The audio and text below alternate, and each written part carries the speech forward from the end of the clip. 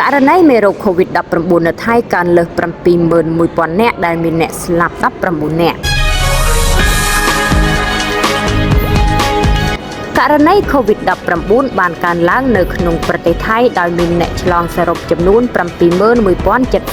71,077 នាក់និងមានអ្នកស្លាប់ចំនួន 19 នាក់ត្រូវបានរាយការណ៍នៅចន្លោះថ្ងៃទី 1 ខែមករាដល់ថ្ងៃទី 14 ខែឧសភាឆ្នាំ 2025 នេះបើយោងតាមមជ្ឈមណ្ឌលព័ត៌មាន COVID-19 របស់រដ្ឋាភិបាលចំនួនករណីនៅតែបន្តកើនឡើងជាមួយនឹងការផ្ទុះចង្កោមសំខាន់ៗចំនួន 2 ត្រូវបានកំណត់អត្តសញ្ញាណការកើនឡើងនេះកើតឡើងបន្ទាប់ពីរយៈពេលឈប់សម្រាកបុណ្យសង្ក្រាន្តក្នុងអំឡុងពេលនោះចំនួនករណីបានកើនឡើងជាលំដាប់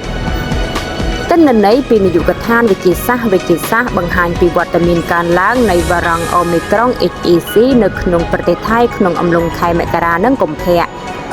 អាជ្ញាធរអំពាវនាវឲ្យប្រជាពលរដ្ឋបន្តប្រុងប្រយ័ត្នតាមដានរោគសញ្ញាលាងដៃឲ្យបានញឹកញាប់និងពាក់ម៉ាស់នៅកន្លែងដែលមានមនុស្សកកកុញ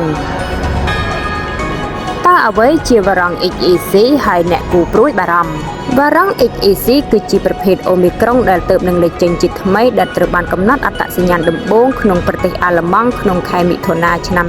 2024 វាគឺជាកូនកាត់នៃប្រភេទរង 2 KS1.1 និងKP 3.3 XEC បានផ្លាស់ប្ដូរជាច្រើនដែលវាឆ្លងលឿនជាងមុនហើយឥឡូវនេះវាត្រូវបានគេរកឃើញនៅក្នុងប្រទេសយ៉ាងហោចណាស់15ទូទាំងទ្វីបអឺរ៉ុបអាមេរិកខាងជើងនិងអាស៊ីទិន្នន័យពីសហរដ្ឋអាមេរិកចក្រភពអង់គ្លេសនិងចិនបង្ហាញថា